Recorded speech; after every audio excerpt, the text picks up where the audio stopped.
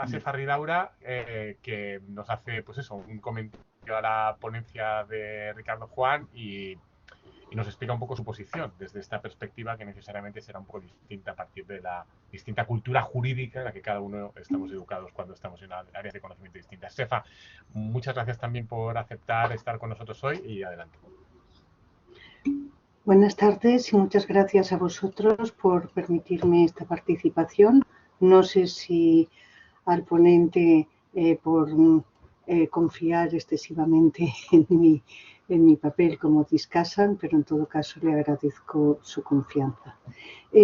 Ciertamente yo no me he ocupado de estudiar el proceso penal. Por ello, las consideraciones que plantearé pues serán reflexiones en voz alta, aunque, como decía Pérez Serrano, no muy alta. Enfocaré el tema desde la siguiente perspectiva, y es si la configuración constitucional del Ministerio Fiscal afecta al tema que nos ocupa y en qué modo. Y es cierto que estamos ante un tema que entronca con la esencia de los límites del poder y en este caso precisamente hablamos de control penal, por lo tanto estamos ante el leviatán en estado puro. El Ministerio Fiscal, efectivamente, integrado por agentes públicos que ejercen la acción penal en nombre del Estado, por ello el diseño del mecanismo, como bien ha dicho Ricardo, a través del cual se pone en marcha el jus punendi del Estado, es un problema esencialmente constitucional.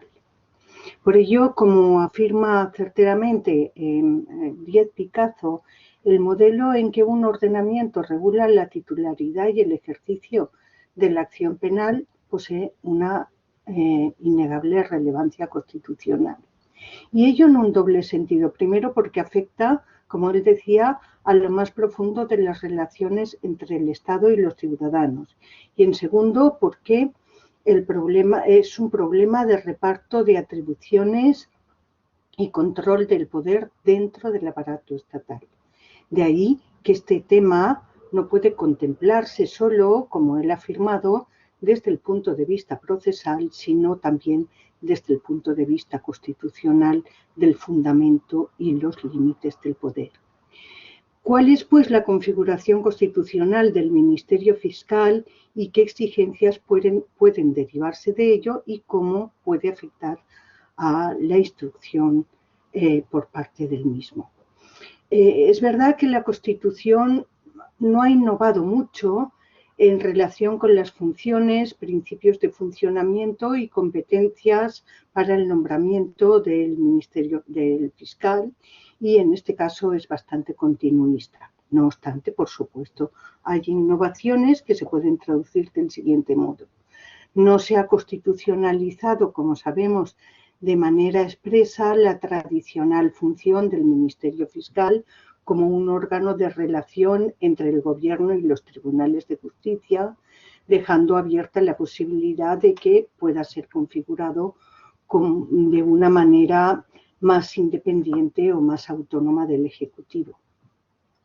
Además, se impone que su estatuto se regule por ley y ello constituye una garantía institucional.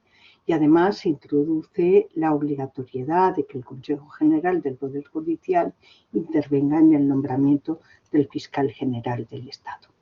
Nuestra Constitución, pues, frente al modelo anterior, ha adoptado una posición intermedia y aunque no ha eliminado, como sabemos, toda referencia constitucional a la dependencia gubernamental, tampoco ha pretendido modificar profundamente la tradicional posición del Ministerio Fiscal en el entramado.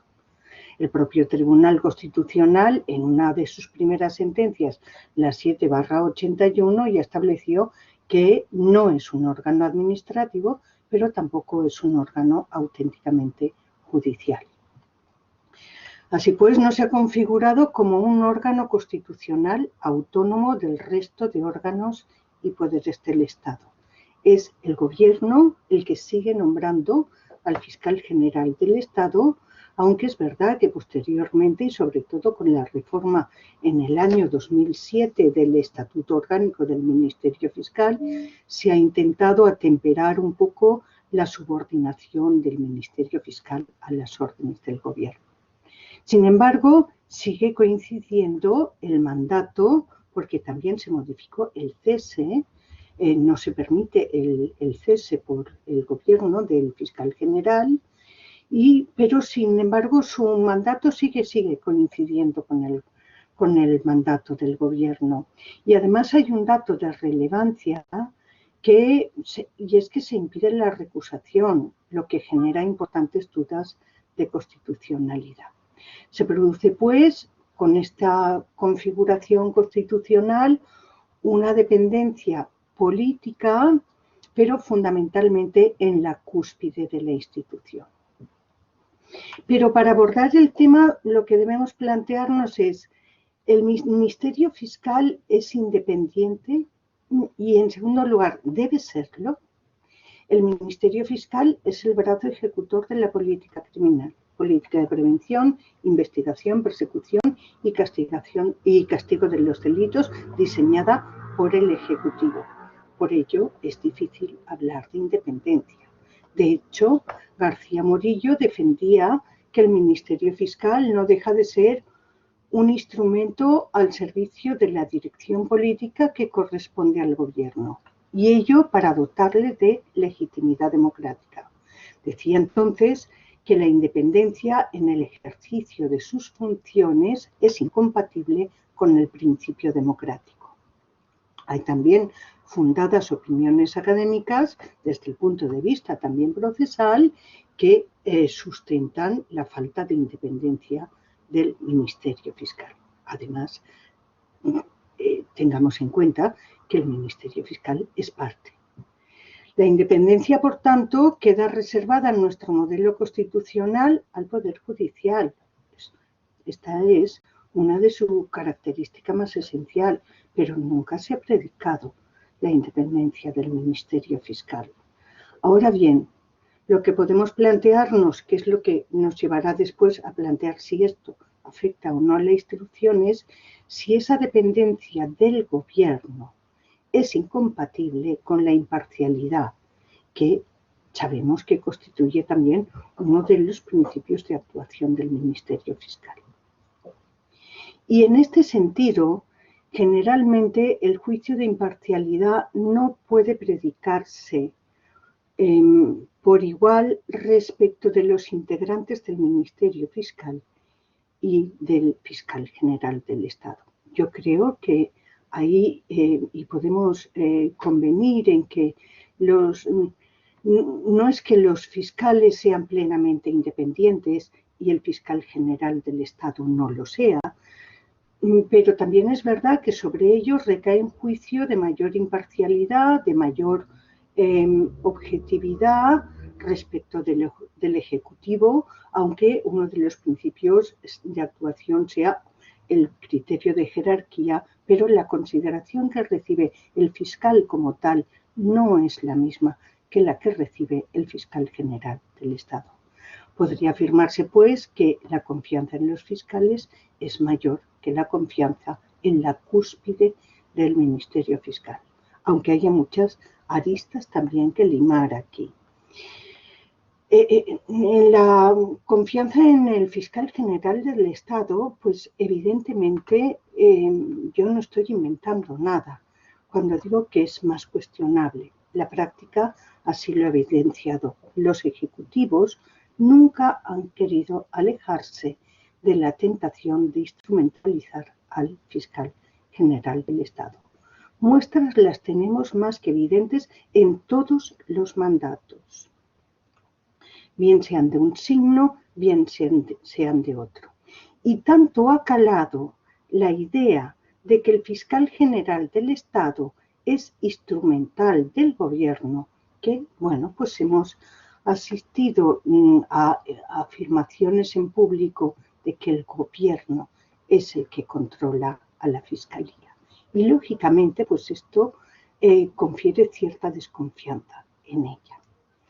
Y empezando por los mismos fiscales, porque ello ha provocado que la propia asociación de fiscales llegara a emitir un comunicado en el que se afirmara que solo dependen del principio de legalidad y que no cumplen órdenes del gobierno. Y es más, cuando un fiscal general del Estado ha intentado actuar con mayor imparcialidad y alejándose de esta mayor instrumentalización, ha sido puesto en cuestión. Y pongo fiscales de los dos signos, por ejemplo, Torres Dulce o Segarra. Y en relación con instrumentos internacionales, es verdad que el documento que nos ha aportado Ricardo, bueno, pues yo entiendo las dudas que le plantean, pero sin embargo los que voy a mencionar a continuación yo creo que son bastante serios y que pueden darnos una idea de de cuál es la situación, el reflejo de la posición del fiscal. La Comisión Europea, en la comunicación que hace sobre el informe de la situación del Estado de Derecho en la Unión Europea del año 2020, considera que aunque el Gobierno no tiene poderes para cesar al fiscal general, los mandatos de ambos terminan al mismo tiempo y que esto constituye un objeto de crítica, entre otras razones, porque la coincidencia en el mandato puede afectar a la percepción de independencia. También el Consejo de Europa ha subrayado que es crucial para la confianza pública que la incoación de una acción judicial sea y parezca imparcial, objetiva y exenta de toda influencia debida, en especial de naturaleza política. Y ha instado a las autoridades a adoptar mejoras para dotar de mayor autonomía funcional al Ministerio Fiscal, en particular en lo que se refiere a la transparencia de la comunicación con el Gobierno. Es más, en cuanto a la designación de personal, el GRECO, que sabéis que es el que supervisa el cumplimiento por parte de 49 Estados miembros de los instrumentos anticorrupción del Consejo de Europa, ha puesto sobre la mesa que su preocupación por la autonomía de la Fiscalía General del Estado, incluida la Fiscalía Anticorrupción, dado que es competencia del Ministerio de Justicia decidir sobre la asignación del personal. En el mismo sentido, el comisario europeo, que considera que uno de los puntos más preocupantes del sistema judicial español es precisamente la designación del fiscal general del Estado, y la propia asociación de fiscales en las contestaciones que hace al programa en el año 2020 sobre este informe anual del Estado de Derecho, que es un informe serio, se muestra preocupada por reforzar la confianza de la ciudadanía en la justicia penal y considera que ello debe procurarse a través de una mayor independencia del Ministerio Fiscal. Entiende que el paradigma que imponen los estados de nuestro entorno jurídico tiende a la independencia funcional del Ministerio Fiscal respecto del Poder Ejecutivo, y este paso no se ha dado de manera definitiva en España. Por tanto, el Ministerio Fiscal no es independiente ni creo que deba serlo. Pero ¿afecta esta configuración a la instrucción? Es verdad que Ricardo ha aportado ventajas e inconvenientes. Yo, por supuesto, no puedo determinar si un sí categórico o un no categórico. No creo que esta sea mi función, sino que aporto dudas y elementos para el enjuiciamiento, pero sí que es verdad que desde el punto de vista de las garantías hay algunas ventajas que podrían derivarse de que el fiscal instruyera. Si el Ministerio Fiscal investiga, se evitaría con ello la duplicidad en la práctica de determinadas diligencias. No solo se dice, se dotaría de eficacia y agilidad al proceso, sino que además supondría una mejora en el trato de la víctima, para evitarle con ello la reiteración de diligencias y, por tanto, ello redundaría en la merma del efecto victimizador que siempre conlleva la tramitación del proceso conocido como la victimización secundaria. Pero hay problemas constitucionales para la instrucción por el Ministerio Fiscal. Para ello debemos determinar, y yo no estoy lógicamente en disposición de hacerlo, qué es lo que comprende la instrucción, y sí que lo hace Ricardo, qué comprende la instrucción, qué actividades de instrucción implican valoración.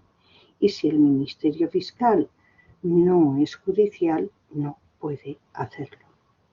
Imagino que por ello se ha establecido, como al final ha determinado, que el juez de garantías pueda llevar a cabo estas decisiones. Por tanto, es verdad que en la fase procesal conviven medidas de carácter netamente investigador con otro tipo de medidas que son restrictivas de derechos y que, por tanto, requieren la independencia judicial y, en ese caso, deberían ser adoptadas por el juez, en este caso, de garantías. Además, tengamos en cuenta que tiene difícil encaje determinar cómo se es juez y parte al mismo tiempo. Es decir, habría que delimitar bien los ámbitos para que no se confundiera, porque esta es la preocupación, al menos que se ve desde fuera, no se confundiera cómo se puede ser juez y parte a la vez, y el Ministerio Fiscal es parte, lógicamente, porque es el que acusa. Si hay parte de la instrucción que implica la valoración judicial, esta, lógicamente, es una de las líneas rojas que derivarían del artículo 117 de la Constitución y, por tanto, esa valoración judicial debería llevarse a cabo por el juez de garantías y no por el Ministerio Fiscal. Pero esto es una duda que planteo y que yo no me atrevo a resolver. Como no me queda mucho tiempo, creo que en un estado como el nuestro no es posible predicar la independencia del Ministerio Fiscal, insisto, por su configuración y porque es parte en el proceso. Y, por tanto, no se puede exigir al Ministerio Fiscal que sea independiente porque esta es una cualidad consustancial al Poder Judicial y el Ministerio Fiscal no es Poder Judicial, aunque haya elementos que yo creo que son forzados para integrarlo en el Poder Judicial. Por tanto, una solución equilibrada parece estribar en un Ministerio Fiscal dotado de autonomía operativa en sus relaciones con el Gobierno, favoreciendo una organización interna que le preservara frente a las instrucciones o frente a las presiones que fueran incompatibles con la profesionalidad de sus miembros. Es decir, un fiscal como el que el Tribunal Europeo de Derechos Humanos ha expresado en la reciente sentencia de Gran Sala de 5 de mayo de 2020 en el caso Kövesi contra Rumanía. Y además, yo creo que un fiscal atemperado por la acción popular, que creo que es el tema que a mí me ha traído aquí, aunque plantea otros conflictos, pero sí atemperado por la acción popular, porque la posibilidad de que haya varios acusadores implica, por definición, la posibilidad de controles recíprocos entre ellos. Puesto que el principal problema, y también lo ha anunciado Ricardo, el principal problema que se puede plantear no es en toda la instrucción, sino en la instrucción por corrupción y en casos políticos, la acción popular podría contribuir, porque en la práctica se ha evidenciado que gracias a la acción popular ha sido posible la persecución de un significativo número de acciones criminales imputables a sujetos públicos que, de no ser por esta actuación, hubieran quedado impunes. Existen numerosas pruebas de que los actores populares han suplido con acierto la inactividad de quien genuinamente debe acusar, que es el Ministerio Fiscal. Una acción popular, por supuesto, y esto indico que es otro debate, jibarizada y que también se contempla en el proyecto de reforma de la ley CRIM, reduciéndola excluyendo a los partidos políticos de la acción popular, por lo cual yo no estaría en absoluto desacuerdo. Pero lo que no sé es si la reforma que se plantea es compatible con la existencia, con la pervivencia de la acción popular. Esta es una respuesta que más los procesalistas pueden dar. Yo, desde el punto de vista constitucional, creo que la acción popular es irrenunciable, jibarizable, por supuesto, muy jibarizable y muy reordenable, pero no prescindible, y ello podría contribuir también a poner contrapesos en lo que es el Ministerio Fiscal. Bien, no me quiero extender más porque ya lo ha hecho Ricardo y por tanto creo que él ha expuesto todos los elementos de juicio. Yo simplemente he apuntado dudas, más dudas que certezas, ¿no? Pues muchísimas gracias, Estefa.